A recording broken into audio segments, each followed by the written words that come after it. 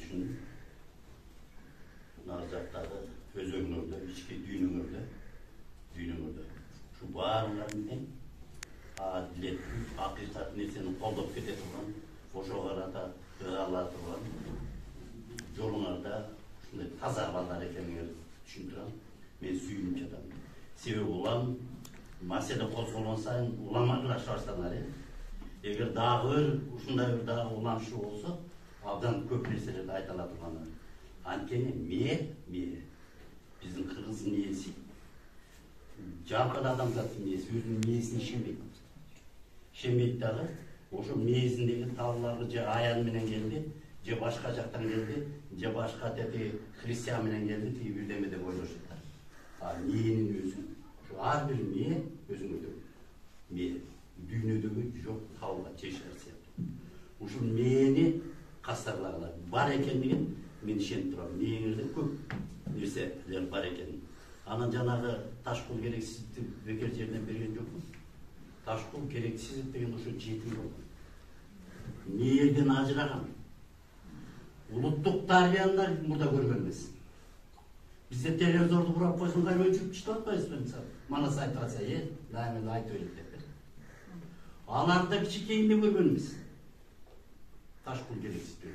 Бирок ысык көлдөгү жанагы бүткүл дүйнөдөгү келген кишилер таң калтырган эмнелер болду?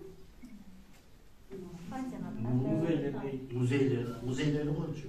Ошолорду курду. Эмне деген укмуш?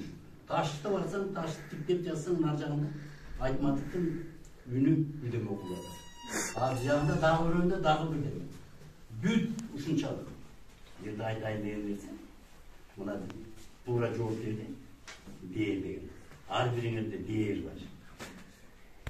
Жанагы анда туура чечмелеп кетти. Кандан өткөн. Ата-бабадан келаткан дээр. Бирок эки нерсе бар адамда. Ар бириңде бар. Дээр анан зейин деген бар. Дээр, зейин. Дээр деген эгерде ойгот болсоң, ошол ойгонбой жүрүп калат. Нөл болсо нөл боюнча кетет. А эгерде дээр бар кишини ойготсоң, жанагында кандай хулиган болгондо да, жырткыч болгон киши да дээрине бирдеме жеткенде ал ойгонот. Ал эми ошо дээринде жок урган деп билет жаздар. Дээринде жок урган. Демек дээриңин унутуп таштаган деп билет. Ал эми зээн окуп үйрөнөсүң. Ушул мектептагы башка да баардык нерсени экен окуп үйрөнүү. Окуп үйрөнүү, кемтикти толтуруу, бала акчадан тартып отуруп, жогорку окуу жай, кийин үй бүлөдөн алганга чейин бүт баардыгы зээн. Ал эми ал окубай туруп, ошол туруп денеңдин өзүндө жашайт. Ар бириңди айналайын. Алтын мээ ушул, мына мээ. Ушул мээ несі? Мээ деген бул төлө чөчөктөгү айран эмес, же сүзмө эмес. Ошол дүйнөдөгү миллиарддаган нерселердин баарын эгерде нөл мээнин милдетин аткарса, километр, чарчы километрде нече неме созулган милдетти аткарып аткан. Болгону биз аны жөн гана көтөрүп жүрөбүз дагы пайдаланабыз. Азыр карачы, мен ар бириңердин көзүңөрдө жаркырып атасыздар. Ошол дээр бар.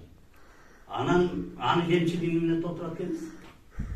Ойготуш үчүн зээн. Бул дээр менен зээнди изилдеп чыккан кыргызда мен жөнөкөй окумуштум. Чоюн Өмүрали деген бар. Кыргыз. Илимий даражасы да жок.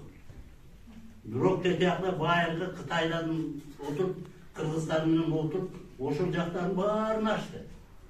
Ар бириңер ача аласыңар ошону багыт. Biz ошондой багытка барбай, анан темселеп, жанагында каршы болуп, анан кутулуш үчүн кетип атабыз. Бул бир жагы. Ал эми эки ийинге жармашкан башты өзгөчө абай айтканы. Эки ийинге жармашкан башты өзгөчө. Демек, эки ийиңерде турган баштын өзү ошончолук дагы айтам гениалдуулук ар бириңерде чөгүп жатат. Муну баш жөн эле жанагы бирөөлүк тил дегенде макоо эмес. Ойготпой алып жүргөндүктөн. Мындан тышкары дагы бир нерсе, бир чоң душман бар айткан. Ал эмне? Иә. Narsa dağı, Jalpoz dağı. Oşonun bарын жараткан bir nerse var dağı. Sizlerle koşu yarışı olsa. Telefon! Jana kalp aytırganda oşo kalp çıkıp büttü. Dala jolu kalp aytkanda berde mugallim yok sizlerge ömüt atkan. Oşo telefonun ayından uyda apana kalp aytkanda kol götürüç. Hiç. Yok uyalmay kol götürüç. Yok çınlıkta diken söyleşi atırsa. Antpesen sen cumuşak diyor. Oşo cumuştan ağay demirlemene tapşın verdi oşa dep kalp aytasın. Demek oşo kalptan ötkönde baldarından 20'dan aşık ziyanın çeşmesi. 20'dan aşık. Janağı mangurt kılığının kuruluşu cülk etat bu bir cana. Anamın faydası da. Faydası. Faydası çoğun bir iş açsan, bir nerseni düşsün, orada o telefon menen teteyaktan çiğnilerini büt alıp, kaysı dünyölükteki muzeylerden mi, kayardan olsa da malumatlarda alıp faydalanmasın. Uşu siyahtan nersini doldura var. Abraham nesi var eken hazır. Ziyanında köpü oşunu aytkan joksunlar. Emi, men aytayın degen, beri gelgende aytayın degen, barыңар Kırgız baldarsınlar. Men Kırgız'ın ulut katarı. Siler oşonun Kırgız'ın uluttuk namısın jerge töletpe kalıp çürüçü nerseler katarı men bir katar nerseler aytayın. Oşonu hazır köngülü bir büyük durlar. Bir yerde bugün oşonun aslında aytıp edelim. Kitapxana bırakmadım. Görsetme kuramda yerdap koyturu. Al kaysı. Jana oyundan çeker yüzünde. Oşo oyun arkalı sizlerde kozgogo hareket jasady. Eger söz menen ele bolsa, jakşı yürle, aman esen turla, mintilese jugat bile. Jukpaytı, juktu.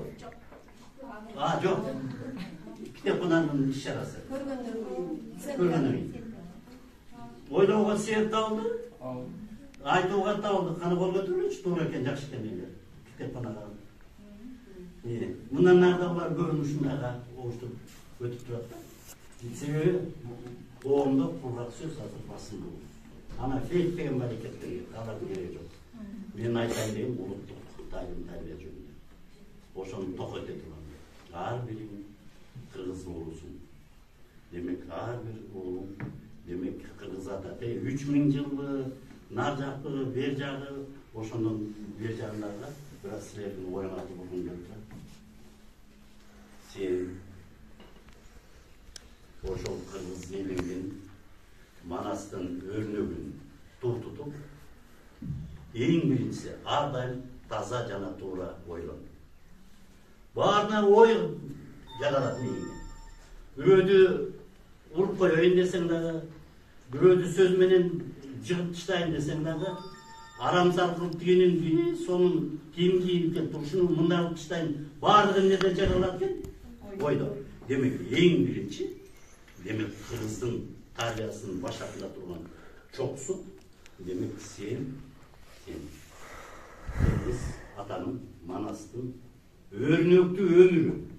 Men şunu aytım. Örnöktü ömürün tutup, ar daim taza jana tuğra oylan. Demek birinci başta. Janagalarda janağı başkadan kirgizet torda ismi. Kep boşandı. Ekinci. Sen Kırgız atanın, manastın, örnöktü ömürü ar daim taza jana tuğra süйлөшү başlar. Demek oylaganın ana ne götürdün? Söz gör. Söz gör. Demek oylaganında bunun taklaş gerekirse sözünü taklaysın. Uruş gerekirse o şu ar başka. Yok süylömedi. Adam sıfay geçildi. Jana sözde arasına diye dil jönünde ayıp ketти işin. Üçüncüsü, sen Kırgız'ın jana Manas atanın örnöktü ömürünü tutup Arda, taza, jana to'g'ri işte. 3 bölükten turasiz.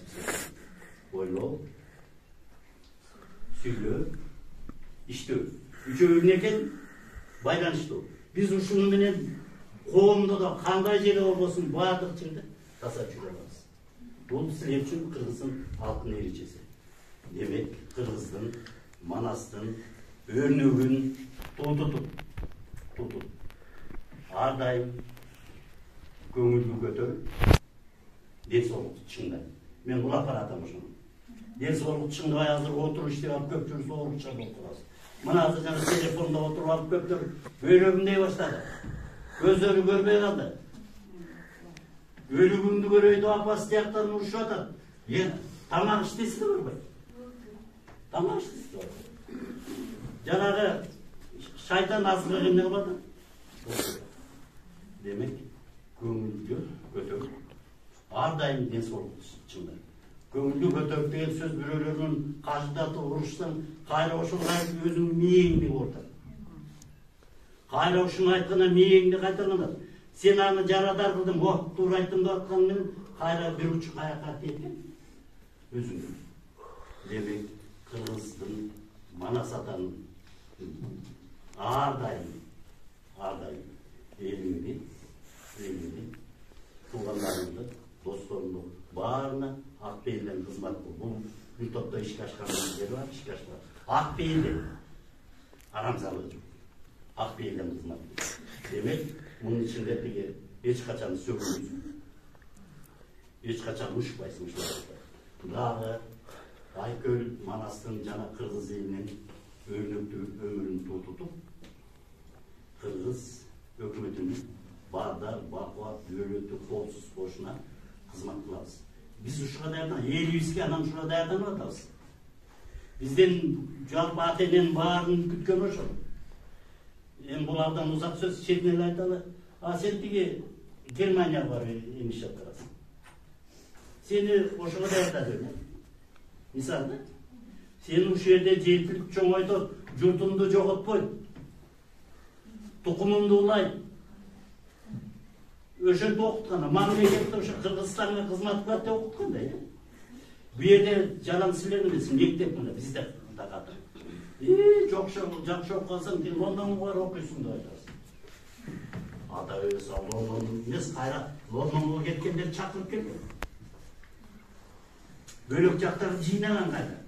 Биз азыр аң сезимдүү түрдө жанагы өзүңөр айтып аткандагы жалпы тик айтпасаңар дагы жана байлык, калыстан кутулуу, жана башка маселелермен отуруп аяк баргандан кийин жылга барып туруп мен Москвада иштеп деп айтып атат.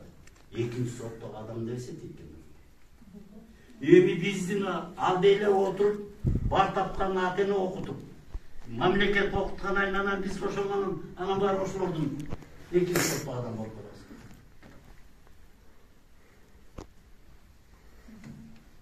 Ал эми ушул жерден да айтам, Кыргызстанды гүлдөтө турган, баардар өлкөгө айландырылган баардык шарт бар. Мисалы Кыргызстанда шарт, Японияда, Францияда, башкаларда. Бу жерде жердин асты да бар. Жердин асты да бар.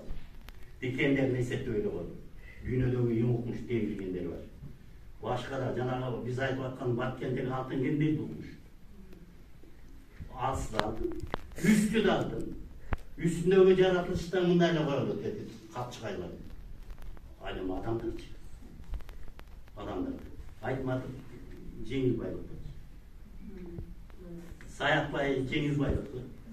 Демек адамдарда да теги кайназар бар.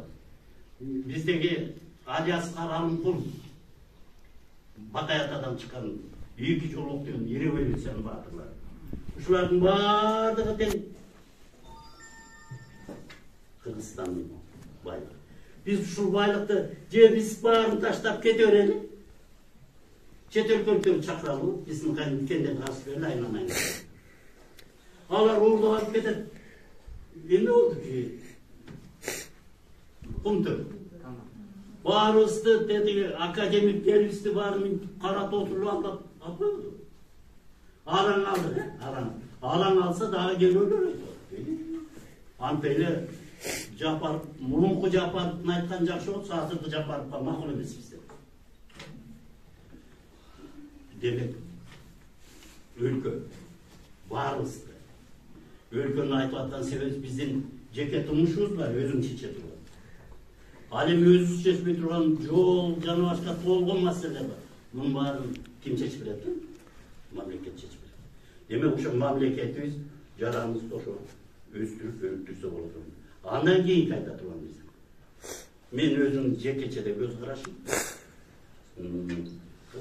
Айкөл Манас атанын өрнүктүү өмүрүн тутуу менен бирге мен кыргыз элине сыймыктарым. Эң үчүн биринчи кыргыз эл.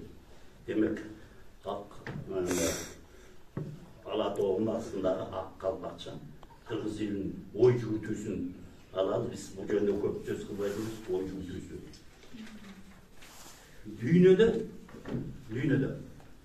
дедиги баардык дини чыккан, окумуштуулардын чыккандары менен салыштырып көрсөңүз, кыргыздын укмуш нерсеси бар, азыр айтылган. Эки нерсеси бар. Биринчиси Манас айтылган. Манасты өзүнүн оолун алып чыгып, дүйнөдө жок болбой сакталып калган. Бул чоң нерсе. Бул илим.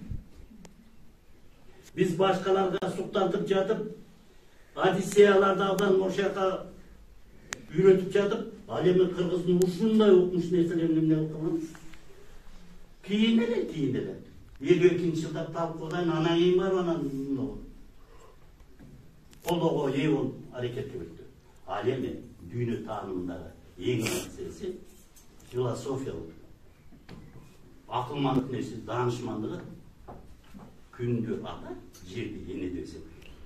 Мунун сыпайкерчилиги эмес. Сыпайкер ата нуручу. Ал эми ошол белгилүү аралыкта жердин ошол жайгашып калышы эне, ата, эне деген чыныгы мазмунунда ачылыш жасаган. Себеби, эгерде күнгө жер жакын жайгашып калса, тирчилик чыкмак. Жок, таштар чок болуп турмак. Кум да чок болуп турмак. Жашоо болмок эмес, өсүмдүктөрдө жаныбар кишини кеп кылбай эле койот. Ал эми эгерде күндүн нуру болбосо, эчтеке жок. Мына азыр каалагандай дүйнөнүн окумуштууларына эшикке чыгып күнгө чыгып эле күндү карап турсаң, заматта түшүнөсүң. Ал кыргыз коюн жайып жибери, эртең менен эрте. Шүйдүрүндө оттотуп коюп, аттын үстүндө турган кыялда карап туруп, тетели барып, кайра каршыкы тийбесин деп карап туруп. Аңыча күн тийди, күн чыкты. Эгерде Сүйүнбай Эралиевдин ырым менен айта турган болсок, чыгарда дик кароодон иймен эрбей, мерт этип жердин бетин бир тиктеди. Жибекке кыздар сайган ийнелерди тепчилип калдың күндүн кирпиктери. Демек ошо күндүн чыгышы менен бүт жаратылыш ойгонуп атат. Гүлдөр да ачылып атат. Кээлер карап жатат. Өзүндүк майдан бүт ойгонуп атат. Анан кем ойлонгон. Караса, биякта теске жактарса, жылкычы жылкысын айдап кетет. Сайдын тамагында учуман уйлары жайылып турат. Биягында караса, боз үй, аппак боз үй. Түтүнү үкүгө окшоп шамал жүргөн ушун баарын карап анан ойлонот. Эгерде күн bir gün ile çıkpa koysun değil mi? Kırgız atam da oynamadı bir gün ile. Ay eğer de bir cuma çıkpa koysun değil mi? Bir ay çıkpa koysun değil mi? Büt yaşo toktoy. Gördün mü Kırgız'ın akılmandığı? Yönöke tiktep durur. Oşanda bir okumuşluğun yazganı varken Büyük Doğu'da Kudaylar yaşaydı. Çılgır Kırgız ata var. Her birisinin ata var. Biz başka bir odayı atlan yokuz. Biz oşolordun kanun ulap yaşa atarız. Anan oşo kündün nemesin dolu. Düşüngende anan şunu oylamanda. Alemi uşunu oylanıp durup anan keyin özünün жазуусун ен тамгаларда деген ен тамгалар аркылуу чыгат. Жазуусун ойлоп тапты. Ойлогондо карасаң жана күн деген мындай чалдырган. Асылган казан элестетпечи? Элестетпейби? Жерде көмкөрүлгөн казан. Элестетип атсаң көмкөрүлгөн мындай. Казанды элесиңер да. Анан ортосун мындай түз сызык байланыштырып турат. Анан bir yerinde мындай эки кол сыяктуу, же муну кол деп түшүнсөң болот, өсүмдүктүн жалбырагы деп түшүнсөң да болот. Ушул жердин өзү күн ата жерине ортосунда бүткүл тирчилик болгон. Бирок кыргыз деген түшүндүрүлчү. Байыркы таштарга чегилип калса, ушул жердин баарын кимдики деп түшүнүп кыргыздардын жери деген. Эгерде жылкынын жамбашына басылса, ошол жылкыларды кимдин жылкысы деген? Кыргыздын жери. Эр токумдун жанагы куюшкандагы жерине анда эр токум. Демек ошентип бүткүл Сибир тармактарда, музейлерде ушул ээн тамгасы турса, муну эмне деп окулат экен? Кыргыз. Эми карап турула, ушул кыргыз деген бир сөзүн Чойн Өмүралиев деген изилдеп чыкты. Ушунун өзү Кытайда 214 ачкыч тамга деп коелучу. Тамгасы бар. Ошол тамганын башталышы эмнеден келип чыкса, кытайлар түшүндүрө албайт. Мунун түпкү башталышы чыкканы чыгарган эл өлүп жок болуп кеткен. Өлүп жок болуп кетпейди, кыргызча сүйлөп атат. Мына мен бир мисал, бир таяк. Бул бир жана 214-түн бир тамга деп эле койчу. Белги. Эгер ушул мында диана кыйшайса, бөгө деген сөз кыргызча сүйлөйт. Бөк деген чүкөн бөгө? Бөгө, сууну бөгөгөн деп билесиңер. Ал эми ушуну бияка кыйшайтат жандар. Чик, жык. Сууну жык. Бүт ушундай чечимденип экен да. Анан изилдеп отурса, ошо кытайлар иероглифтерди үйрөнгөндө ошондо кыргыз падышасы башкарып турган. Демек дүйнөлүк жазуунун баардыгы тепкичи кыргыздын ээн тамгаларынан келип чыккан экен. Караңдарчы. Кандай элдин тукумусуңар айнанаңдар. Биз ушулардын баарын мектепте окутпай куржалак калтырганбыз. Силерге патриоттук тарбияны бербеген бизде күнөө. Бизге окшогон жана планды түзүп бергендер де. Муну кийин келген түрктөр өздөштүрүп алып, жанагы Култегиндин эстелиги жөнүндө жазганда, алар да түрк эмедеги эл, күн ата, күнүн балдарыбыз дегендерди, чыгыш элдердин баары ошонун ичинде түрктөр. Түрктөрдүн өзү түрк эмес, түркүттөр деп аталат. Азыр Турциячы. Аталышы түркүт деп аталат. Булар Монголиядан келген. Монголиядан келип, кыргыздардын аралашына келип, аралашып, анан кыргыздардын баардык салт-санат тилинен бери үйрөнүп отуруп, жазуусуна чейин үйрөнүшкөн. Үйрөнүп отуруп, анан жазууларында, жана Култегин эстелигинде, анан ушун өздөрүнүн көз карашы катары жазып болгон. Аскада жазып болгон. Узе, көк, теңири, азыра, ягыз, жер кылынтукта, экинин ара кеси оğlu кылынмыз. Көпчүлүгү түшүнүктүү, күн теңири деген эме, көк теңири деген күн. Ягыз жер, асыра деген асты деген жана асты үстү деген сөз бар го. Үстүдө күн, астта жер. Экөөнүн ортосунда киши оğlu. Кишини үч түргө айтылган түрктөр. Киши. Ошол үч түрдүн бирөөндө. Оğlu деген уулу деген. Бул оğlu деген жана кыскарып отуруп, жана өзүнүн тилин менен тилчилер бар экен. Мыйзамда жанагы кыскарып жоон үндүү болуп, жөн үндүү эринчил болуп, анан уулу болуп калган. Түпкү тегир. Демек ошончолук жазуулун да атасы бар кыргыздарга байланышып атат. Ал эми дүйнөтан күндү ата деп жаратылышын жана келип чыккандыгы миллиондогон, миллиарддаган жыл өткөн дагы ошондо жана биринчи жана күндүн нурунан эми кайра жана башын өтөлүп, күндүн нурунун начасында аба, анан суу пайда болгон.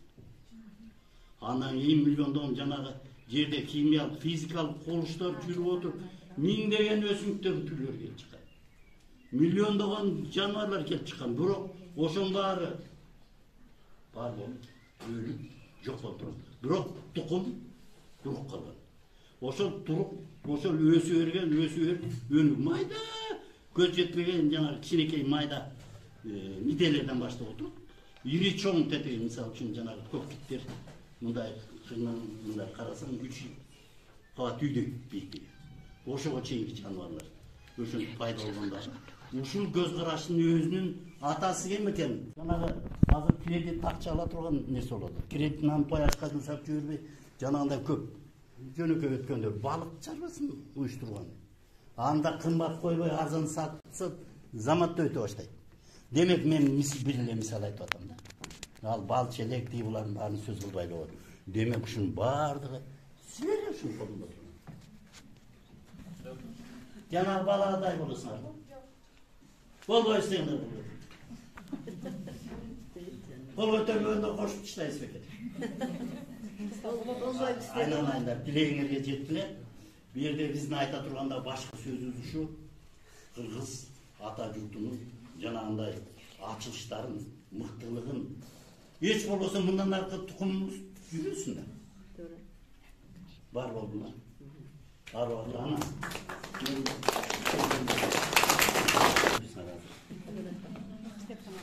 Kitapxana ortak değil mi?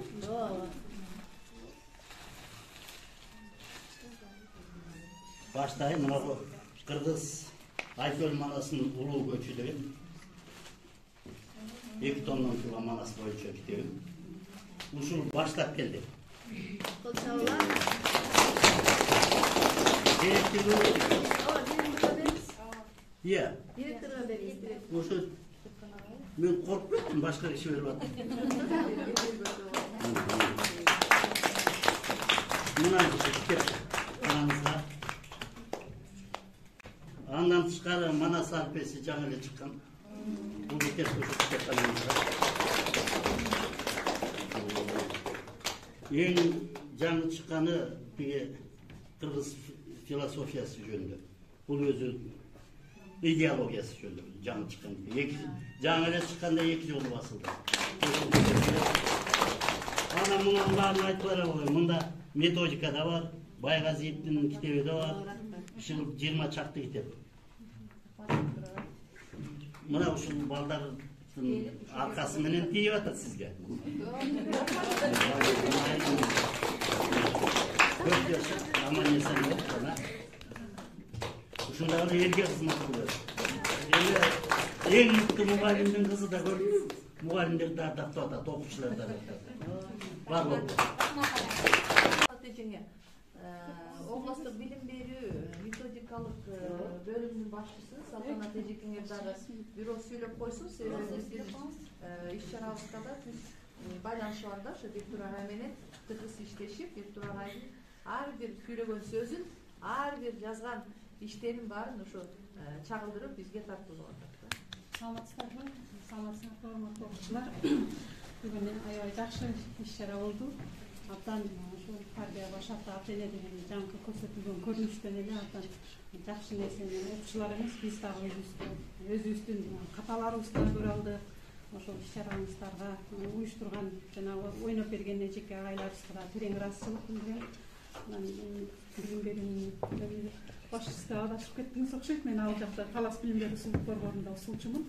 Анан жакында эле өзүңүздөр билгендей эле февраль айында Бектур агайыбыздын 80 жылдык марекеси конференциясына көп болдуңуздар. Ошондо дагы резолюцияда да кабыл алынды эле ушул жылы Бектур агай жылы деп жарыяланып, ошонун эң баштапкы жакшы иш-чараны сиздер кылып атасыздар. Ошол Шейле башталып атат. Агайдын өзүн чакырып, окуучулар менен жолугушуу кечесин уюштуруп, ошол иш-чаранын башында сиздер тарыхта калдыңыздар да. Чоң рахмат сиздерге, ишиңиздерге ийгилик, бар болуңуздар, баарыңыздарга ийгилик каалайм. Кадыркей чактепканада кадыркей чактоо кеченин катышуучулары, мен баарыңарга ыраазычылык билдирем. Өзгөчө Бектур агай өзүнүн убактысын тардыгына байланыштуу келип, ошо биз менен, сиздер менен жакшынакай жолугушуу кечеге өзүнүн ой пикирлерин, жакшы акыл насааттарын айтып атат. Силер да активдүү катыштыңар. Китептер, мына китептер Бектур агай берген китептерин баары ошо бизге келип алып окусаңар болот да. Анан мен дагы ушул ыраазычылык катты Талас областык Аман Токтоолов атындагы китепканада Кадыр Кеч 22 жылы иш-чарасына активдүү катышкандыгы үчүн Бектур агай лицейинин окуучуларына ыраазычылык билдиребиз деп могу биз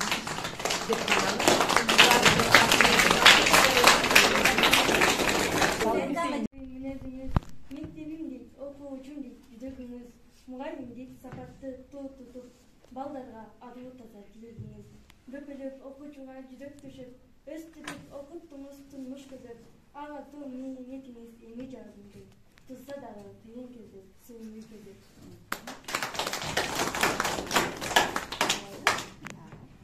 кыйындардын кыйын агай кыргызымдын сыймык агай жол көрсөткөн Жылдыз агай кылымга атыкалар Бектур агай. Кут болсун 80 жаш тоюңуз, аткарылсын максат тилек оюңуз.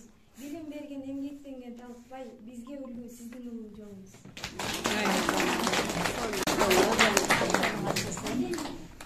Агайдын даамына педагог улуу Ердан Бектуровага арналган китеп көргөзмөлөр китеп көргөзүүнүн эң башында агай айтып кеткендей эң биринчи биз кыргыз элинен жарагандан кийин кыргыздын томдуктарын койгонбуз. Андан кийин Манас, Семетей Сейтек, андан тышкары Бектур агайдын өзүнө арналган китептер бул жерде. Манастын жеке окуясы, кыргыз каганаты кантип талкаланган, кыргыздар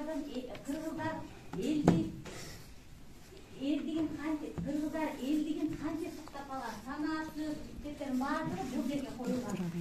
Келип көрсөңүздөр болот, андан тышкары талаптан чыккан акын жазуучулардын китептери.